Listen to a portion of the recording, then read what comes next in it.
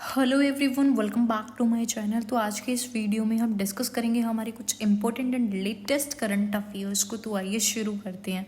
देखिए, सबसे पहला और इम्पोर्टेंट जो आर्टिकल है वो है SEBI approve spot gold exchange. देखिए, सेबी ने अप्रूवल दे दिया है गोल्ड एक्सचेंज के लिए। जैसे कि शेयर मार्केट में एक्सचेंजेस होते हैं, वैसे ही गोल्ड के लिए एक्सचेंजेस आएगा। यहाँ पर क्या है, इलेक्ट्रॉनिक फॉर्म में बात कर रहे हैं। अब अगर आप भारत के अंदर डिमांड देखोगे गोल्ड का, तो ये करीब 800 से 900 टन के आसपास बहुत ज़्यादा होता है। और जाहिर सी बात है कि हमारे देश में गोल्ड होता नहीं है, तो इसकी वजह से भारत बिगेस्ट इम्पोर्टर है गोल्ड का। तो आपको ध्यान रखना है, India is biggest importer of gold.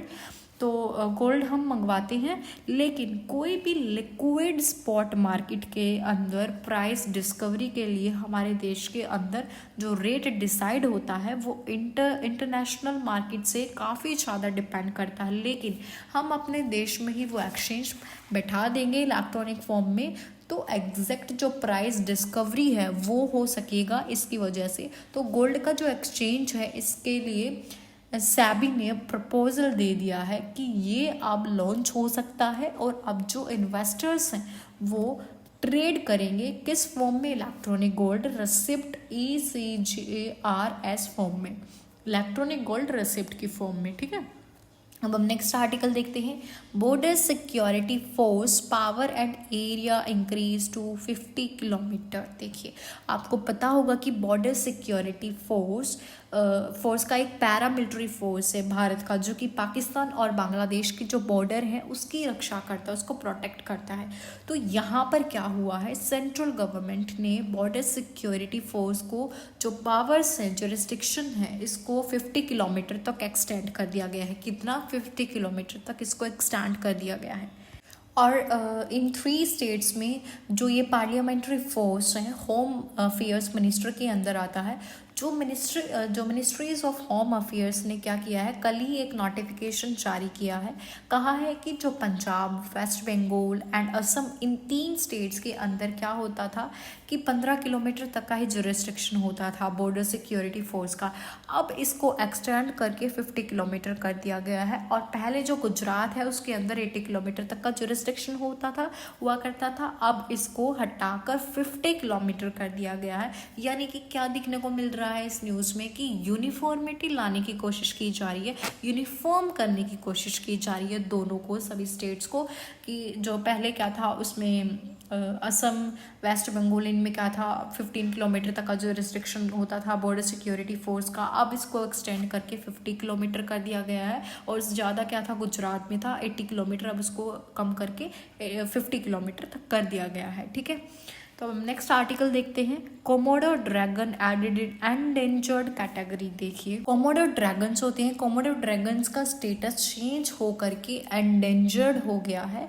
देखिए, जो कोमोडो ड्रैगन है ये वर्ल्ड का लार्जेस्ट लिविंग लिजार्ड है, और अब ये एंडेंजर्ड लिस्ट में डाल दिया। एंडेंजर्ड है, 25 ईयर्स से ये IUCN की लिस्ट में है, यानी international union for the conservation of nature की लिस्ट में है। और इसको वर्नेबल का स्टेटस मिला था, और इसमें अब ये इंडेंजर्ड हो गया है। अगर आप देखोगे तो लेस देन 1400 से भी कम जो अडल्ट कोमोडो है वो बचे हैं।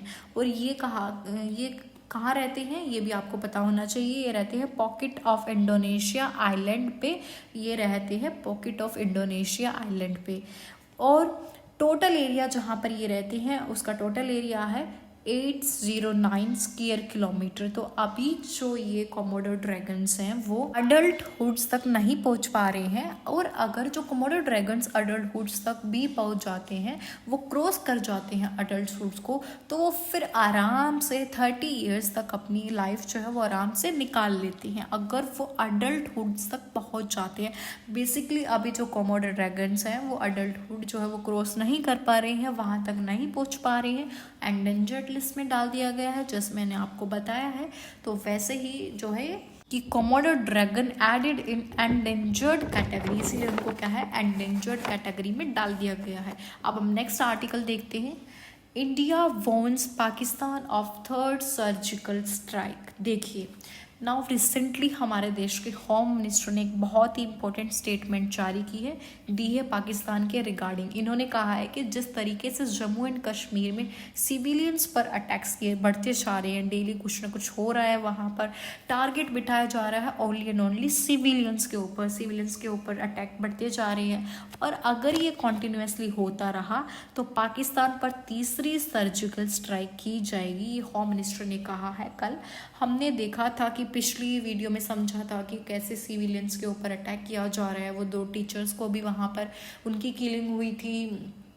तो इस चीज़ को लेकर जो होम मिनिस्टर हैं हमारे इंडिया के, उन्होंने बहुत इंपॉर्टेंट जो है स्टेटमेंट जारी की है कि अगर पाकिस्तान के रिगार्डिंग इन्होंने कहा है कि जिस तरीके से जम्मू एंड कश्मीर में सिविलियंस पर अटैक्स बढ़ते जा रहे हैं, अगर ये कॉन्टिन्यूसली होते रहे तो पाकिस्तान पर तीसरी सर्जिकल स्ट्राइक की जाएगी, ये होम मिनिस्टर के द्वारा कहा गया है। ठीक है, तो गाइस ये थे हमारे आज के कुछ latest and most important current affairs आज की।